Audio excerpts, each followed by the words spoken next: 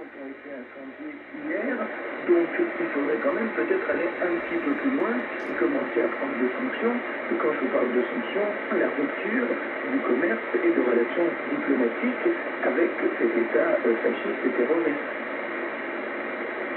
Et l'Irlande qui a symboliquement hissé au-dessus du bâtiment de son parlement le drapeau palestinien et souligné l'établissement des relations diplomatiques avec la Palestine. On va à présent l'actualité nationale, maîtrise de la facture des importations et soutien à l'exportation. Le ministre du Commerce en a parlé depuis là-bas. Aujourd'hui, il a effectué une visite dans différentes unités de production et qui a annoncé des lois en cours d'élaboration pour interdire l'importation de pièces et matières premières produites localement. On l'écoute. كل تعليمات السيد رئيس الجمهورية المتكلم على قضية التحكم. Toutes les instructions du président de la République portent sur la maîtrise de nos importations, notamment la matière première, et sur comment la produire localement. La politique du commerce extérieur se focalise sur les taux d'intégration et la complémentarité entre les producteurs. Cela nous permettra également de maîtriser l'exportation et augmenter son niveau. J'ai visité les unités industrielles ici, celles-ci représentent 40% en articles scolaires. Il y a toutefois des comportements à corriger.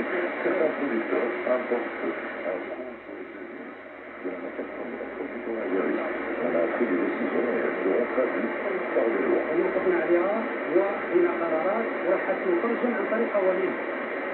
Oui, l'État a supervisé ce matin l'exportation de 46 000 tonnes de matériel de construction vers les États-Unis depuis le port d'Al-Naba et Moukadam.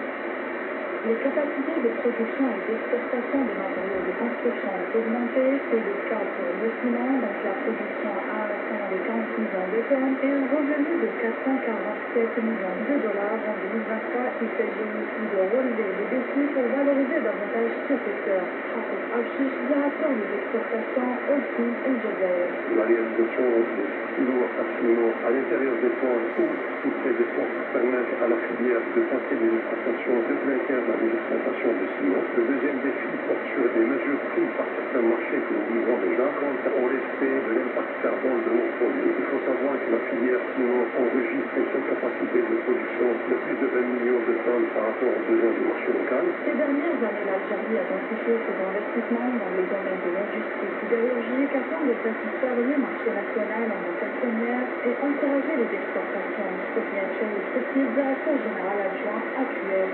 Cette année, nous envisageons d'exporter environ 800 000 tonnes, ce qui représente 40% de notre production. Nous avons pénétré plus de 32 pays. Nous travaillons maintenant pour pénétrer le marché des États-Unis d'Amérique. Nous avons même utilisé une première livraison à TPC et nous sommes prêts donc pour pénétrer ce marché et recevoir des commandes pour le deuxième semestre de cette année.